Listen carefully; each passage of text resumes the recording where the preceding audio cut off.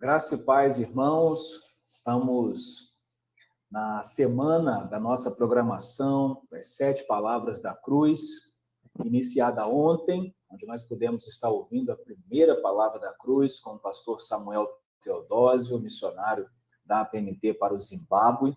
E hoje nós chegamos à segunda palavra da cruz. Então nós agradecemos a sua participação, o compartilhamento com os seus familiares e amigos. Nós pedimos agora que você possa aí estar reunindo a sua família, reunindo com seus amigos, mandando, ainda há tempo de você enviar o link aí para os seus contatos, para que nós possamos estar ouvindo mais uma dessas palavras ditas por Jesus na cruz. As últimas palavras de Jesus, nós temos refletido para que nós possamos estar compreendendo, aprendendo, sendo edificados, transformados pela palavra de Deus. Nosso Salvador, nos seus últimos instantes, ainda estava nos ensinando. Nosso Salvador ainda estava preocupado conosco. Nosso Salvador ainda estava edificando as nossas vidas. E nós podemos estar refletindo, meditando nessas palavras, uma a uma, cada dia dessa semana. E ontem foi bênção, e hoje, de igual modo, assim o será. Nós hoje estamos com o pastor Sidney Itaboraí, da primeira igreja presbiteriana de Volta Redonda, lá no Rio de Janeiro, a terra da Fabíola, e onde nós residíamos há até pouco tempo. E pastor Sidney é já aí um amigo de longa data, desde o período onde nós congregamos na mesma igreja, na 9ª Igreja Presbiteriana de Volta Redonda, e graças a Deus, podemos aí ver o trabalho do Senhor na vida dele, da sua família. Nós vamos deixar para que ele mesmo se apresente de forma mais adequada e contar alguns detalhes também do seu trabalho, da sua família, do mais novo membro da família também, e que o Senhor, através da vida do nosso irmão, possa estar nos edificando nessa noite. Eu já vou dividir tela aqui com o nosso irmão, fazer uma primeira saudação, depois estarmos passando a palavra em definitivo para ele, e estaremos orando pela vida do pastor Sidney. Aí, pastor Sidney, seja muito bem-vindo e obrigado já pela sua disponibilidade de estar conosco nessa noite. Obrigado, meu irmão. Missionário Rodrigo Rangel, graça e paz. Muito bom estar com você aqui nesse programa, muito bom estar com a Igreja Presbiteriana de Poá. Maravilha. Nós agradecemos e ficamos felizes pela oportunidade de estarmos dividindo tela e de sermos edificados pela palavra de Deus através de sua vida. Nós vamos já estar passando a palavra. Antes, vamos estar orando pela vida do pastor Sidney, que estará refletindo sobre a segunda palavra da cruz, nos expondo essa segunda e importante palavra. E nós vamos estar orando pela sua vida e também orando pelos irmãos que estão aqui agora nos acompanhando nesse momento. Oremos. Santo Deus, nós louvamos o teu nome, nós engrandecemos a ti, só tu és digno de louvor, de adoração, e nós pedimos que nesse momento o Senhor aquiete o nosso coração. Que o Senhor agora, ó Pai, fale conosco através do teu Santo Espírito, usando o teu instrumento, ó Pai, Sidney, que o Senhor continue abençoando o teu servo, a sua família, o seu ministério, e que nessa noite, ó Pai, possamos ser ouvidos, atentos, ó Pai, à tua voz, para que, transformados pela tua palavra, possamos viver em conformidade com ela. Em nome de Cristo Jesus que nós oramos. Amém. Amém. Então, apresentação, eu sou Sidney Gomes Itaboraí, trabalhando aqui na primeira igreja presbiteriana de Volta Redonda, servindo ao nosso Deus aqui. Fiz seminário no Seminário Presbiteriano JMC de São Paulo. E agora estou aqui servindo a Deus em Volta Redonda, junto com a minha esposa Sueli e o nosso pequeno filho Márcio, que nasceu há apenas 2 meses, acabou de completar 2 meses. Tem sido uma bênção servir ao Senhor. Muitos desafios, como sempre, mas louvado seja Deus, porque as nossas famílias têm servido ao Senhor nos campos. O Senhor tem campos na sua seara para muitos obreiros e nós temos orado por obreiros na seara do Senhor.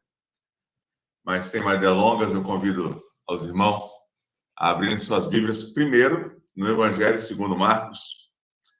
Evangelho de Nosso Senhor Jesus Cristo segundo Marcos, capítulo 15. Peço aos irmãos que acompanhem com suas Bíblias a leitura dos versículos 22 até o versículo 32. E depois passaremos para o texto que fala da segunda palavra na cruz. Mas essa introdução em Marcos é importante. E levaram Jesus para o Gólgota, que quer dizer lugar da caveira. Deram-lhe a beber vinho com mirra, ele, porém, não tomou. Então o crucificaram e repartiram entre si as vestes dele, lançando-lhe sortes para ver o que levaria cada um. Era a hora terceira quando crucificaram. E por cima estava em epígrafe a sua acusação, o rei dos judeus. Com ele, crucificaram 2 ladrões, um à sua direita e outro à sua esquerda. E cumpriu-se a escritura que diz: com malfeitores foi contado. Os que iam passando blasfemavam dele, meneando a cabeça e dizendo: ah, tu que destróis o santuário e em 3 dias o reedificas, salva-te a ti mesmo descendo da cruz. De igual modo, os principais sacerdotes com os escribas, escarnecendo entre si, diziam: salvou os outros, a si mesmo não pode salvar-se? Desça agora da cruz o Cristo, o Rei de Israel, para que vejamos e creiamos. Também os que com ele foram crucificados o insultavam. E aí nós passamos para o nosso texto em Lucas agora, por favor, peço que você abra sua Bíblia em Lucas, capítulo 23, e acompanhe a leitura dos versículos 39 ao 43. Um dos malfeitores crucificados blasfemava contra ele, dizendo: não és tu o Cristo? Salva-te a ti mesmo e a nós também. Respondendo-lhe, porém, o outro repreendeu-o, dizendo: nem ao menos temes a Deus, estando sob igual sentença? Nós, na verdade, com justiça, porque recebemos o castigo que os nossos atos merecem. Mas este nenhum mal fez. E acrescentou: Jesus, lembra-te de mim quando vieres no teu reino. E Jesus lhe respondeu: em verdade te digo que hoje estarás comigo no paraíso. Essa é a segunda palavra da cruz. Em verdade te digo que hoje estarás comigo no paraíso.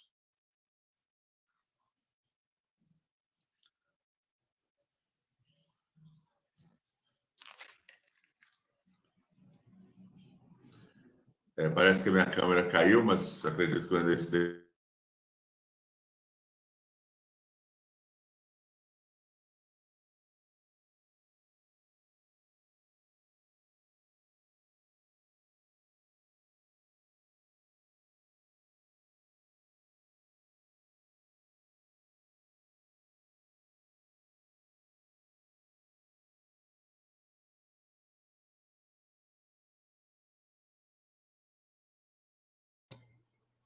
Você me ouve, Cid?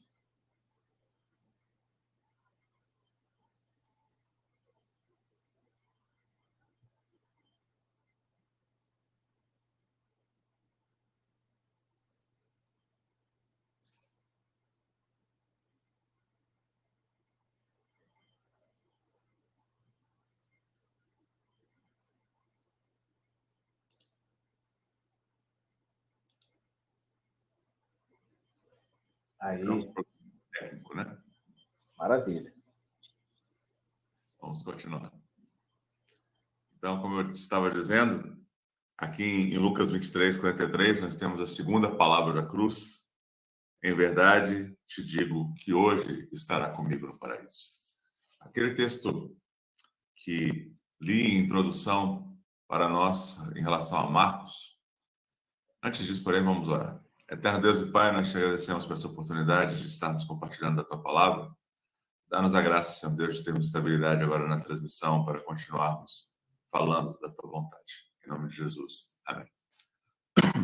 Aquele texto de Marcos que nós acabamos de ler antes do texto de Lucas mostra que quando Cristo foi crucificado, as pessoas passavam, debochavam dele, meneando a cabeça, e faziam a acusação de que ele, sendo o Messias, ele deveria sair da cruz, libertá-los dos romanos, ser o rei de Israel, dominar, como eles acreditavam, no Messias político. Esses dois, que são chamados de ladrões, bandidos, malfeitores, muitas vezes na Escritura, muitos estudiosos entendem que eles eram do partido dos Zelotes. Os Zelotes eram um partido ultranacionalista judaico que tinha não ambições religiosas, mas ambições políticas de derrubar completamente os governos que não fossem contrários à liberdade de Israel. Então, os Zelotes, eles usariam até a força, se necessário, para que se libertasse Israel dos romanos ou de qualquer outro agressor.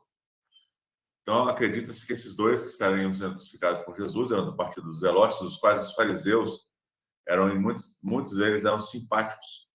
É até por isso que, acreditando também que Barrabás era o líder dos Zelotes, ou um dos líderes, ele foi escolhido para ser liberto, enquanto Cristo foi crucificado.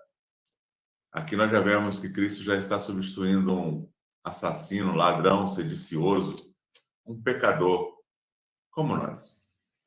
Jesus tinha que morrer naquela cruz para poder estender a sua graça e o seu perdão sobre todo tipo de pecador, para que os pecadores pudessem se arrepender e crer nele, apenas nele. Então, como vimos em Marcos, os dois ladrões, os dois malfeitores, os dois sediciosos, os dois revolucionários, com a multidão, eles blasfemavam contra Jesus. Nessa mensagem eu quero dar alguns tópicos em relação à atitude desses dois homens e das atitudes de Jesus. Então, esses que estavam ofendendo a Cristo, eles acabam ouvindo da cruz, uma mensagem que os irmãos devem ter ouvido ontem, mas eu preciso passar por essa passagem. Ele ouviu tudo isso de aqueles homens, dos malfeitores, e tudo que era feito ali, mas ele disse: Pai, perdoa-lhes, porque não sabem o que fazem. Quando Jesus falou isso, aqueles dois ladrões, aqueles dois malfeitores na cruz e alguns da multidão tiveram duas reações à mensagem de Jesus.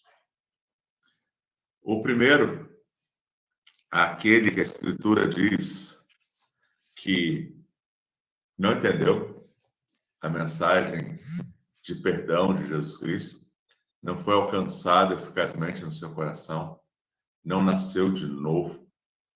Este homem, ele disse novamente as mesmas frases que tinham sido ditas antes da palavra de perdão. Ele disse: não és tu o Cristo? Salva-te a ti mesmo e a nós também.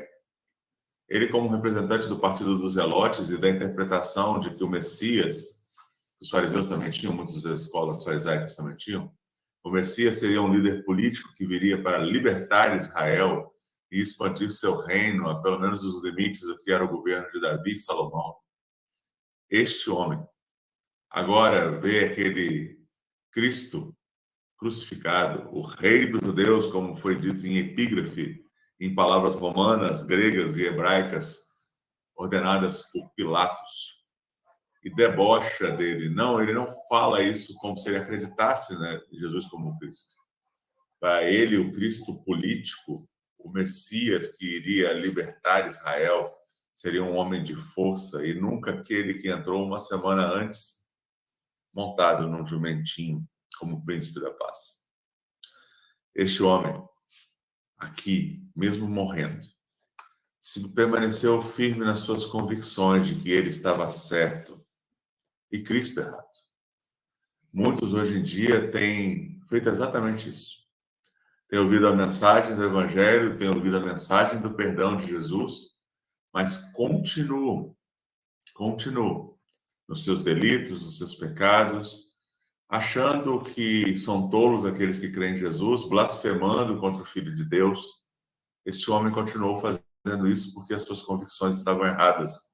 E ele rejeitou a mensagem de salvação que vinha daquela cruz do lado dele, a pessoa bendita de Jesus Cristo, o Messias que cumpria Isaías 53, a qual, no versículo 12, faz relação à questão dos homens crucificados ao lado de Jesus.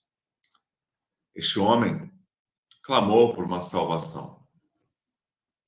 Ele diz aqui, o texto sagrado diz que ele disse: salva-te a ti mesmo e também a nós. Mas a salvação que ele queria não era a salvação que Cristo tinha. A salvação que ele queria era uma libertação dos romanos e poder para Israel como a nação que controlaria as nações do mundo.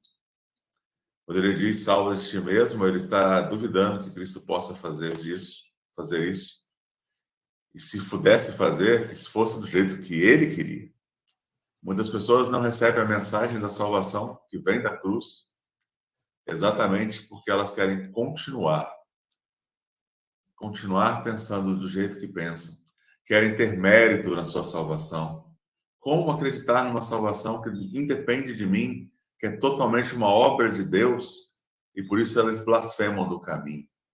Eles falam: mas você que comigo bebia nos bares e caía nas esquinas e se lameava de todos os pecados possíveis, agora quer dizer que é um santo separado de Deus e está salvo?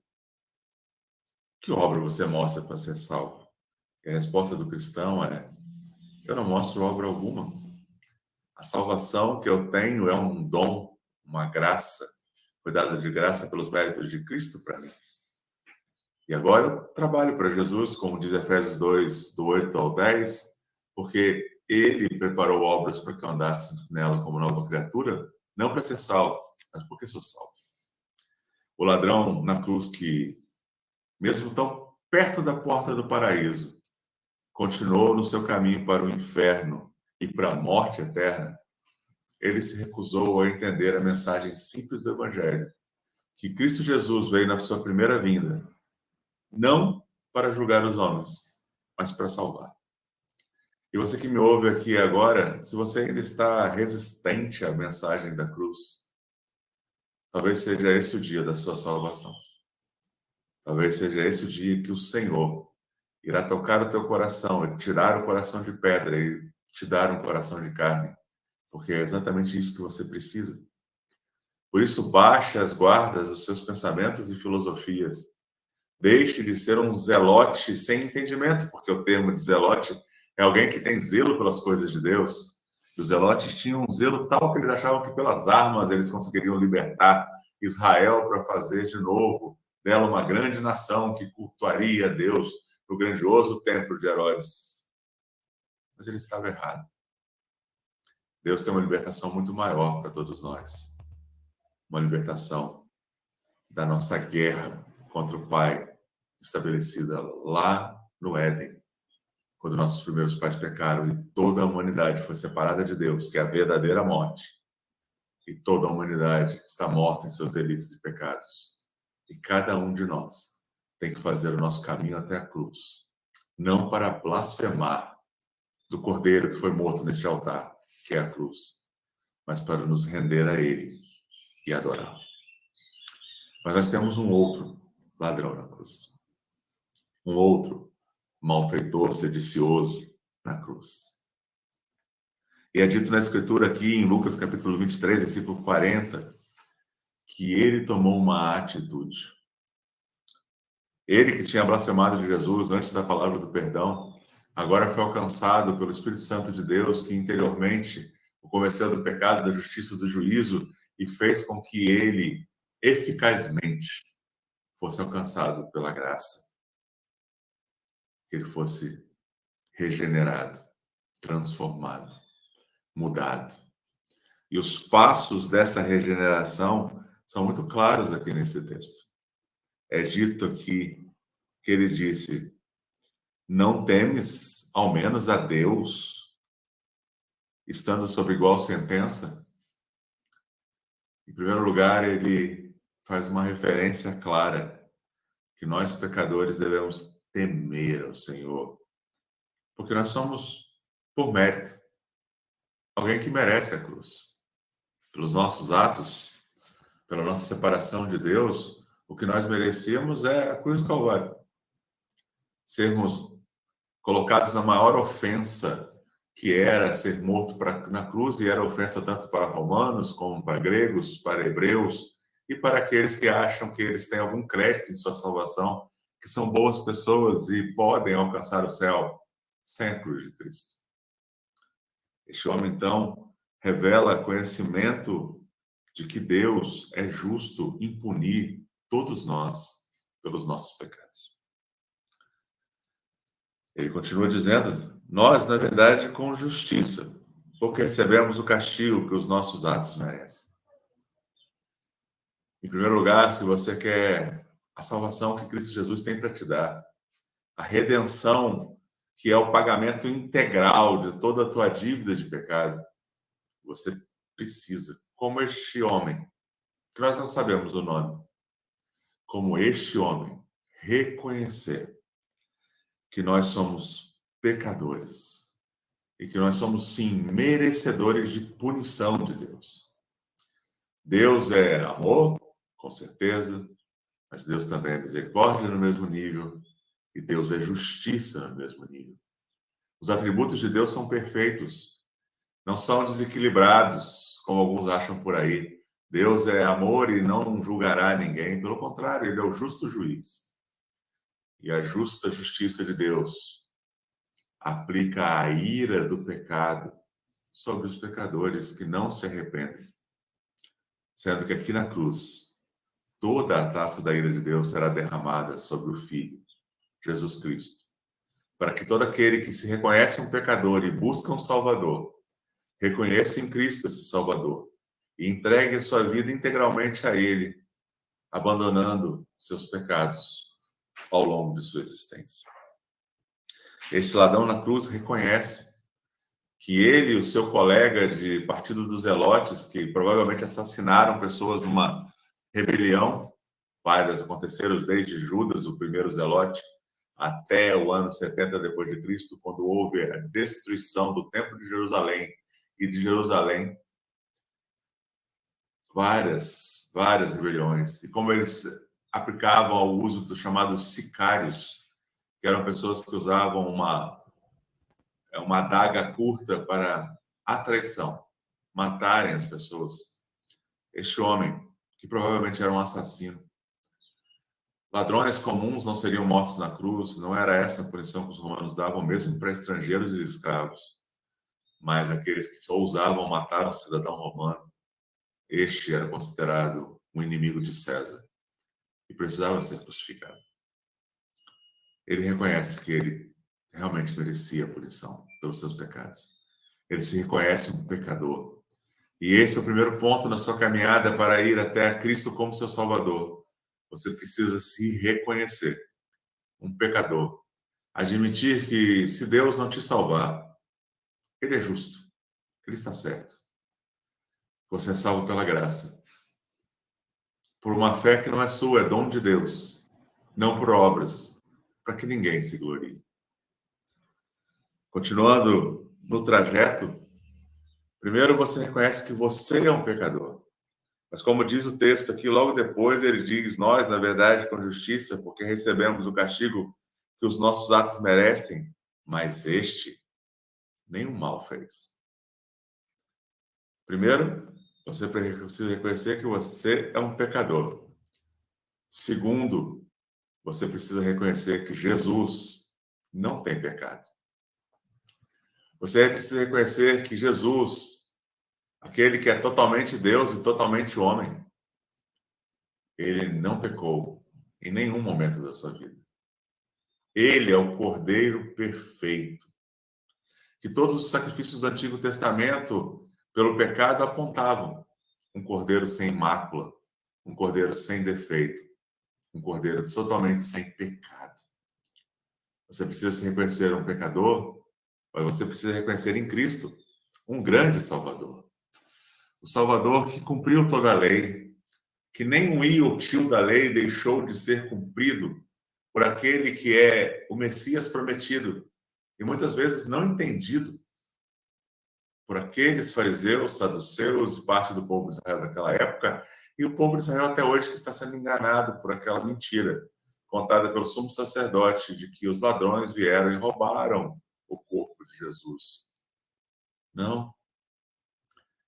Este homem não teve pecado na vida, não teve pecado na morte, e muito menos tem pecado após a sua ressurreição.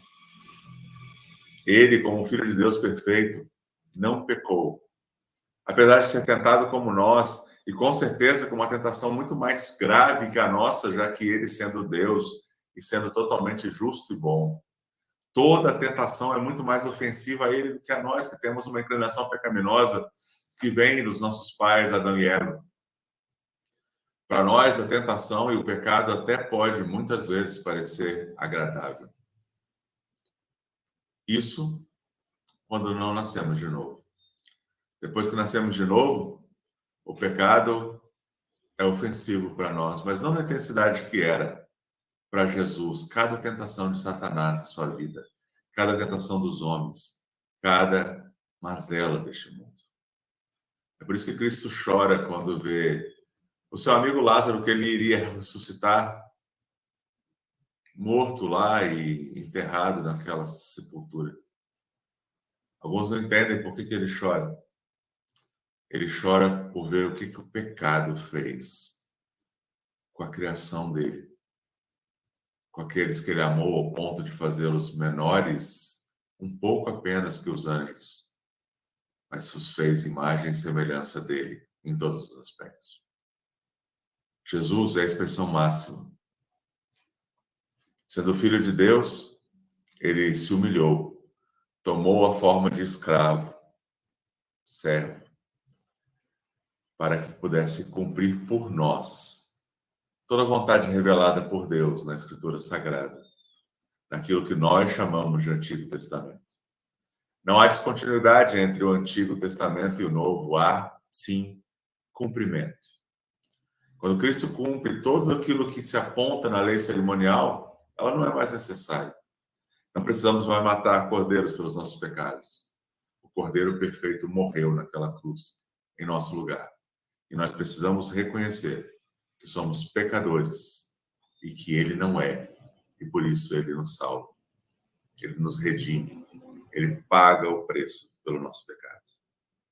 E continuando, este mesmo homem que se virou para o seu colega para tentar evangelizá-lo.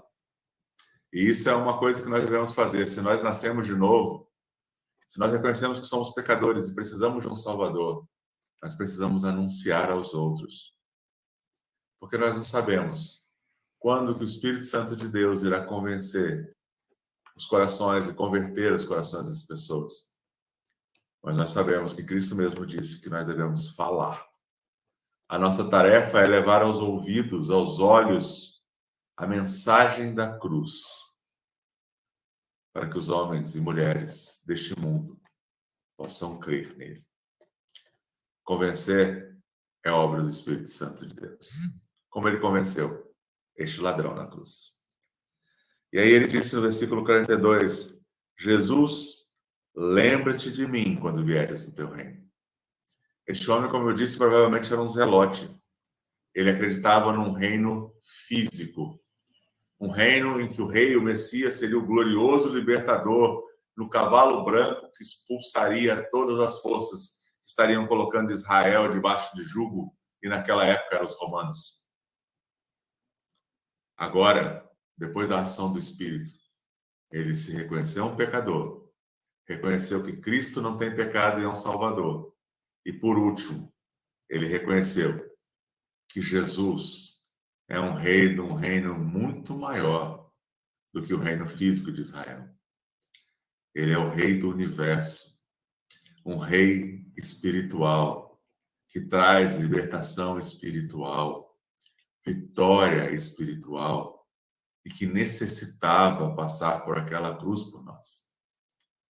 Ele reconhece que o seu pecado colocou Cristo na cruz, que Cristo não tem nenhum motivo de culpa dele para estar na cruz, ele não merecia o castigo que estava sobre eles, e que ele, mesmo que morresse, ressuscitaria, pois essa era a promessa da Escritura. Isaías 53 é um texto que deixa muito claro esse ponto. O servo sofredor precisaria se derramar como sacrifício perfeito para salvar pecadores como nós. É maravilhoso pensar que Cristo pode salvar os nossos entes queridos até na última hora. Mas, como é dito, não acreditemos nisso. Somente um ladrão foi salvo na última hora. Somente um crucificado foi salvo na última hora. Não vemos na multidão gente declarando a mesma coisa, sendo transformado aos pés daquela cruz. É necessário falar e pregar o Evangelho enquanto as pessoas estão aí vivendo como nós. É necessário mostrar que nós também reconhecemos que somos pecadores. Agora, pecadores redimidos, separados para sermos santos, para vivermos a vida de Cristo em nós. Esse ladrão não teve tempo para viver a vida de Cristo nele. Mas ele se reconheceu um pecador que precisa de um Salvador perfeito e sem pecado. E que este é o Rei, profeta e sacerdote, o ungido de Deus, para que possamos ter de novo comunhão com Deus. Jesus mesmo disse: eu sou o caminho, a verdade e a vida, e ninguém chegará ao Pai senão por mim. A guerra que a humanidade tem com o Pai hoje só pode ser anulada através do caminho que é Jesus. E o caminho que é Jesus passa pela cruz, pelo reconhecimento de que somos pecadores. Precisamos de um Salvador. E esse Salvador tem um reino que vai muito além daquilo que nós hoje vivemos aqui. Precisamos pensar mais nas coisas do alto, exatamente porque essa será a nossa realidade última. Aqueles que creem viverão nessa terra o tempo que já está determinado por Deus, mas depois viverão toda a eternidade na presença do Pai e do Filho. Este homem pediu a Cristo exatamente isso. Eu me confesso pecador e tento levar outros a se arrepender. Eu creio num Salvador que é perfeito, o Rei do Universo, que ressuscitará se morrer e pode me ressuscitar quando o seu reino for estabelecido sobre todos os homens que aqui viverão com ele, todos os que creem. Ele espera a ressurreição do último dia, quando ele diz essa frase: lembra-te de mim quando vieres ao teu reino. E ele recebe de Cristo a seguinte mensagem, a segunda palavra da cruz: em verdade te digo que hoje estarás comigo no paraíso. Os cristãos que creem em Jesus, mesmo que mortos, já estão na presença do Senhor. Seu corpo e alma se separaram. Nós sempre seremos uma unidade composta, corpo e alma. E é por isso que a ressurreição precisa acontecer. Nossos corpos e almas serão reunidos e transformados e glorificados se cremos em Jesus, para habitar o novo céu e a nova terra. Mas enquanto isso, no estado intermediário, no céu, o Senhor Jesus entrou pelos portais eternos e com ele, este homem que se reconheceu um pecador, que precisa de um Salvador sem pecado, ele já entrou no reino, pois Jesus está reinando e voltará para, junto com ele, trazer todos aqueles que creram nele e estão agora nos céus, para vir para o novo céu e a nova terra. E se nós ainda estivermos aqui, seremos transformados para estarmos com estes. Conheceremos este homem que foi transformado na cruz e nos regozijaremos na salvação que mutuamente temos. Que o Senhor aplique a ti essa palavra, que você se reconheça sempre um pecador em débito com Deus, mas que tem um grande Salvador que pagou toda a dívida, que reina hoje, e mesmo que você venha a falecer, você estará com ele no céu e voltará a segunda vez, trazendo você com ele, junto com toda a multidão de crentes da igreja triunfante, para se reunir com os cristãos da igreja militante, para estarmos juntos pela eternidade, na presença do Pai, do Filho, no novo céu e na nova terra. O Deus Trino te abençoe e te dê graça, em nome de Jesus. Amém. Maravilha. Nós agradecemos ao Sidney por estar sendo instrumento de Deus nessa noite, nos abençoando com essa poderosa palavra, uma bela exposição, que o Senhor aplique, né, a palavra nos nossos corações, para que possamos ser como esse segundo, conhecendo os nossos pecados, confessando os nossos pecados e colocando toda a nossa expectativa, esperança, a nossa salvação naquele que morreu por nós, naquele que é o único e suficiente Salvador de nossas vidas. Meu irmão, Deus te abençoe. Eu, antes de pedir que você ore, para estar encerrando esse momento, um recadinho aos irmãos. Amanhã, a terceira palavra da cruz, nós estaremos com o pastor Vinícius Jordão, pastor da Igreja Presbiteriana Mosaico, lá em Goiânia, e estará conosco amanhã para a exposição da terceira palavra da cruz. Então, se organize, não falte, participe, compartilhe, e assim estarmos aproveitando toda essa semana dessa programação das 7 palavras da cruz. Bom, Sidney, ore, nos despedindo em paz, e também pedindo que o Senhor aplique, né, em nossos corações essa palavra, a segunda palavra da cruz. Amém. Vamos orar. Eterno Deus e amado Pai, nós te louvamos e te agradecemos por essa oportunidade, Senhor Deus, de estarmos aqui usando este meio para expor a Tua palavra aos irmãos tão queridos da Igreja Presbiteriana de Ipuã e todos aqueles que possam vir a acessar esse vídeo. Que o Senhor aplique essa palavra aos corações, Senhor Deus, e alcance aqueles que precisam de redenção e ainda estão resistentes a essa verdade. Transforme o coração daqueles que já foram redimidos, para que cada vez mais estejam deslumbrados pela Tua graça, pela Tua misericórdia, pelo Teu amor, pelo Teu perdão. E que eles sejam impulsionados a pregar este Evangelho a outros, para que outros também possam crer e serem transformados. Cristo Jesus morreu naquela cruz por amor a nós. Ele foi levantado, assim como a serpente foi levantada no deserto, para que todo aquele que olhe para ele possa ser salvo, como diz Isaías 45, 22. Ó Senhor, que a Tua graça esteja sobre nós.